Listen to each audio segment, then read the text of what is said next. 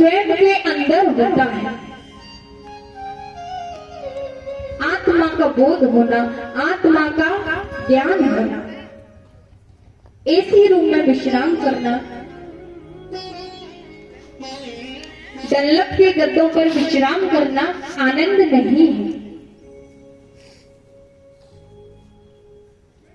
क्योंकि आनंद तो आत्मा के बोध को कहा जाता है और आनंद स्वरूप ही केवल परमात्मा है। क्योंकि हमारी बुद्धि तो बहुत छोटी होती है, अति छोटी। हम परमात्मा को पहचानते हैं, हमें ज्ञान प्राप्त होता है, तो आनंद स्वरूप बल परमात्मा है। सत्य स्वरूप, चित्त स्वरूप, आनंद स्वरूप सदा सत्य बल कौन है? केवल परमात्मा, जो सच्चिदानंद है, सच्चिदानंद रूप स्वरूप है, उनका सच्चित आनंद स्वरूप है। सच्चिदानंद रूप विश्वोत्पत्त्यादि हेतु, वह परमात्मा विश्व की उत्पत्ति करते हैं, उसका पालन करते हैं और समय आने पर उसको ले भी कर दे। विश्वोत्पत्ति आदि हेतु विश्व का पालन करते हैं और समय आने पर ले भी कर देते हैं। तापत्रय विनाशाय, तीन प्रकार के तापों को नष्ट विनष्ट करने की शक्ति केवल परमात्मा के अंदर है। केवल परमात्मा ही है जो तीन प्रकार के तापों को नष्ट करते हैं। तीन प्रकार के ताप यानी पाप कौन कौन से होते हैं?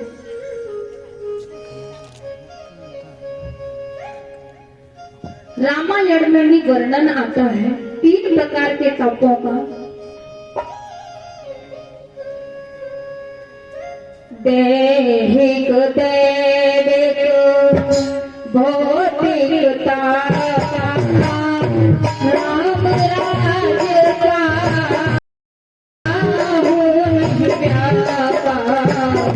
दैहिक, दैविक, भौतिक ताप, राम राज्य का हुए नहीं व्यापा।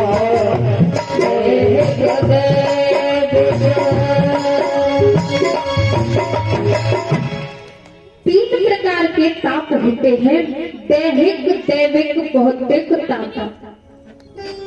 दैहिक कहा जाता है शारीरिक,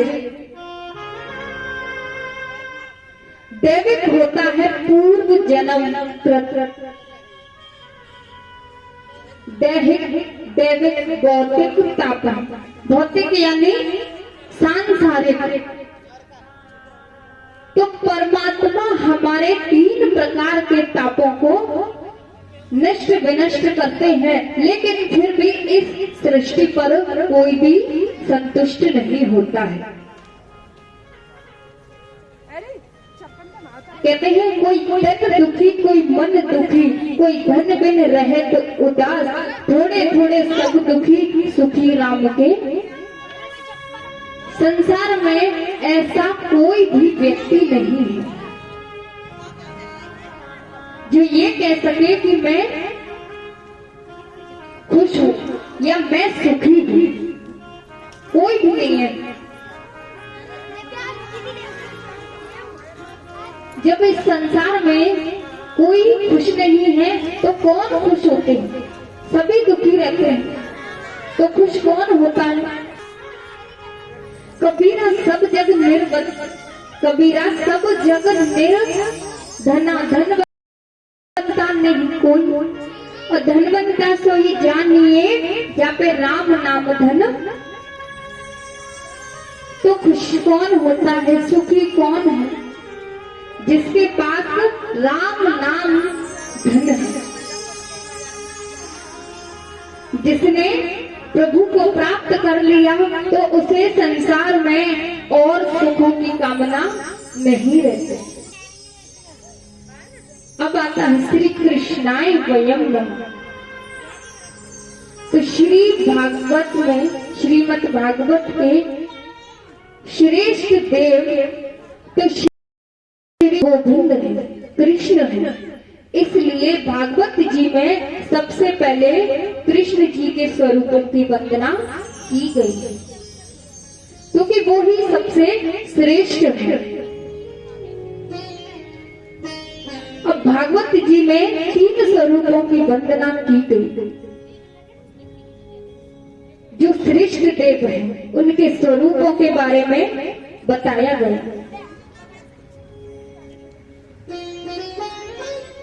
अब सुखदेव जी के बारे में बताया जाता है। सुखदेव जी महाराज जन्म लेते ही वन की ओर प्रस्थान कर गए। सुखदेव जी ने संसार में आकर कुछ नहीं देखा। जन्म लेते ही वन की ओर चले गए। जब वो वन की ओर जाने लगे तब उनके पिता महर्षि वेदव्यास जी उनके पीछे पीछे जाने लगे। बहुत प्रयास किया लेकिन सुखदेव जी को वापस नहीं ला सके। क्यों नहीं ला सके? क्योंकि सुखदेव जी माया से परे थे, सांसारिक माया से परे थे।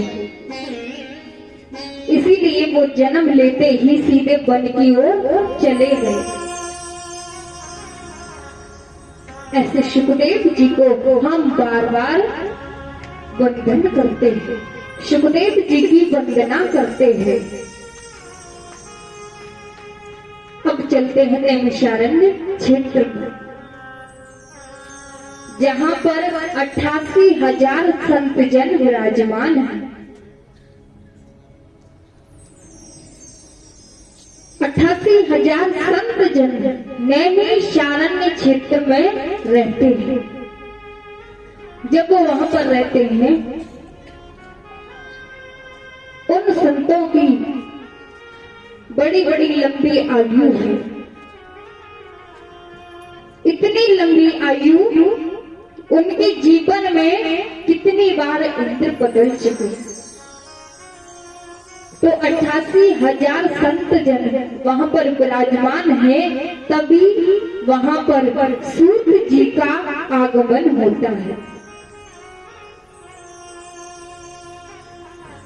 उन संतों की आयु अधिक लंबी है और सूत जी की आयु केवल 20 वर्ष है। जब सूत जी वहां विराजमान हो जाते हैं तो सूत जी को देखकर सभी संत जन खड़े हो जाते हैं। 88,000 संत जन उन्हें देखकर खड़े हो गए तो सूत जी कहने लगे कि आप सभी हमें देखकर खड़े क्यों हो गए? हम तो आपसे उम्र में बहुत छोटे हैं और आप हमारा इतना सम्मान कर रहे हैं, हमें देखकर खड़े हो गए। आखिर क्यों? आप तो हमसे बड़े हैं, बुजुर्ग हैं और हम आपसे बहुत छोटे हैं, आप हमें देखकर खड़े क्यों हुए?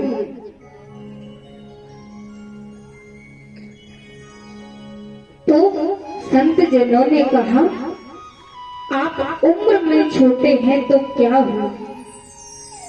सभी ऋषि कहने लगे, धन वृदा बल वृदा आयु वृदा तथैव च ज्ञान वृदाश्च किंकराशिष्य किंकरा। तो सभी संत जन कहने लगे, कोई बल में बड़ा होता है, कोई आयु में बड़ा होता है, कोई बड़ा होता है। क्या वो सभी बड़े ही हैं? आयु 40, लेकिन आयु में अधिक तो 50 वर्ष वाले भी होते हैं, 60 वर्ष वाले भी होते हैं। क्या वो सबसे बड़े होते हैं? या फिर जिनके पास धन अधिक होता है वो सबसे बड़े होते हैं? या फिर जो बल में सबसे अधिक है, अधिक बलशाली है, क्या वो सबसे बड़े होते हैं? कोई आयु में बड़ा है, कोई धन में, कोई बल में। ऋषि कहने लगे लेकिन सबसे बड़ा कौन है? कौन है सबसे बड़ा? जो ज्ञानी है, जो इतिहास का जानकार है, वो ही सबसे बड़ा है। आयु से मतलब नहीं। जो ज्ञानी है, इतिहास के बारे में जानकारी है, इतिहास के जानकार है, वो ही सबसे, ना कोई धन में बड़ा है, ना कोई आयु में और ना कोई बल में, लेकिन जो सबसे बड़े ज्ञानी हैं वो ही सबसे बड़े हैं। इसीलिए हम आपको देखकर खड़े हुए हैं, क्योंकि आप तो इतिहास के जानकार हैं और इतिहास के जानकार वो ही सबसे बड़े हैं। क्योंकि आप अज्ञान रूपी अंधकार को दूर करने में समर्थ है ही हो, जो अज्ञान रूपी अंधकार को हमें ज्ञान बताकर हमारे अंधकार को दूर किया। इसीलिए आप हमारे लिए बहुत बड़े ज्ञानी हैं, इसीलिए हम आपको देखकर खड़े हुए। तो ऋषियों ने कहा आप इतिहास के जानकार हैं, हम आपसे कुछ प्रश्न पूछना चाहते हैं। सूत जी ने कहा पूछिए, हम आपका उत्तर देने के लिए तैयार हैं। तो सभी ऋषियों ने कहा कि हे भगवान, इस कलिकाल में मनुष्य असुर भाव को प्राप्त हो गए हैं, उनके स्वभाव को बदलने का कोई उत्तम साधन बताइए। इस कलिकाल के जो मानव हैं, जीव हैं, वो असुर भाव को प्राप्त हो गए हैं, उनके स्वभाव को बदलने का कोई साधन बताइए। तो सूत जी प्रश्न को सुनकर बड़े खुश हुए। सूत जी ने कहा ये तो आपने बहुत अच्छा प्रश्न पूछा है, ये आपने अपने लिए नहीं, पूरी सृष्टि के मानव के हित के लिए ये प्रश्न आपने हमसे पूछा है। सूत जी कहने लगे इस कलिकाल में भगवत प्राप्ति का केवल उत्तम साधन है श्रीमद् भागवत कथा। इस कलिकाल के जो मनुष्य हैं, उनके लिए केवल एक ही उत्तम साधन है श्रीमद् भागवत कथा। यह कथा सुखदेव जी ने राजा परीक्षित को श्रवण कराई थी। यह कथा बहुत मधुर है। जब सुखदेव जी परीक्षित को भागवत रूपी अमृत पिला रहे थे, तो उस समय देवता अमृत का कलश लेकर यहाँ आई। वहां पर जा करके सुखदेव जी से कहने लगे आप इसकी अदला बदली कर लीजिए। सुखदेव जी ने कहा कहाँ अमृत और कहाँ श्रीमद् भागवत कथा, दोनों की बराबरी एक साथ नहीं हो सकती। जब यह बात कही और देवताओं को अभक्त समझा और वहां से जाने के लिए कह दिया, क्योंकि दोनों की बराबरी एक साथ नहीं हो सकती। इसीलिए देवताओं को वहां से भगा दिया। शुकदेव जी ने देवताओं को अभक्त समझा था, इसीलिए उनको कथा श्रवण नहीं करा और ना ही अदला बदली की। जब देवता वहां से चले गए तो शुकदेव जी ने परीक्षित जी को कथा श्रवण कराई। जब शुकदेव जी ने परीक्षित को कथा श्रवण कराई तो इसका प्रचार नारद जी ने जन जन में किया, पूरे संसार में इसका प्रचार किया।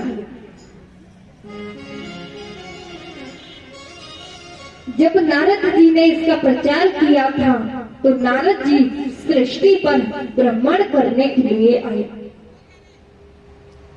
जब भ्रमण करने के लिए आए तो एक बार देव ऋषि नारद घूमते हुए बद्री धाम में आए, जहां पर सनत कुमार चारों भाई विराजमान थे। वहीं पर वो रहा करते थे। अब सनत कुमारों ने नारद जी से पूछा। नारद जी बड़े उदास थे तो सनत कुमारों ने पूछा, कथम ब्रह्मानंदी मुखम कुतश्चिंता रोगम। अरे नारद, तुम इतने उदास क्यों हो? तुम तो स्वयं खुश रहते हो और आज स्वयं ही उदास हो। आप स्वयं ही उदास रहोगे तो आप सृष्टि में जन जन में प्रचार करने जाते हो तो लोगों को कैसे खुश कर पाओगे? आप तो स्वयं ही उदास हो। आखिर आपकी उदासी का कारण क्या है?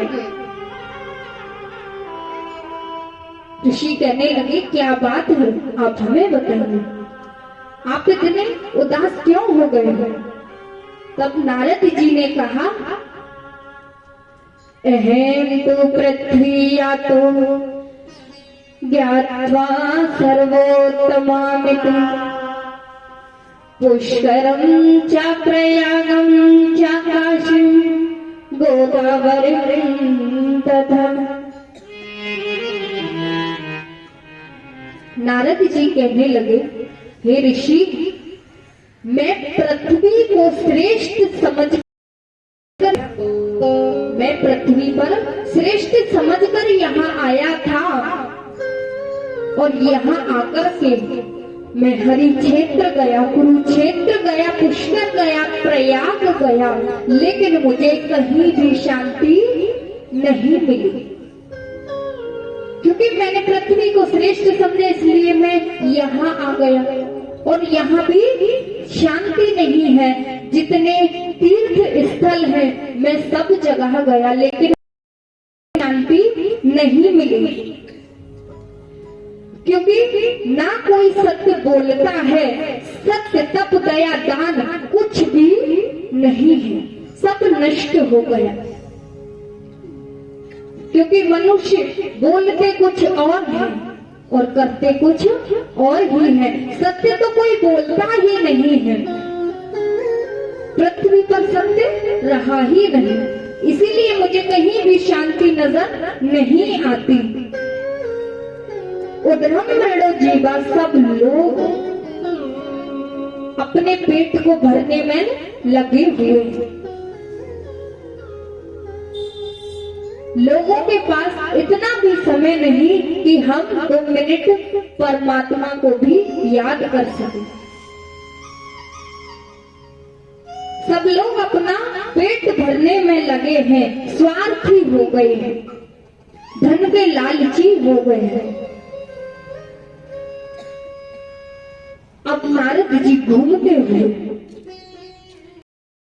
जब सारा वृत्तांत बताया तो तीर्थ स्थलों पर गए।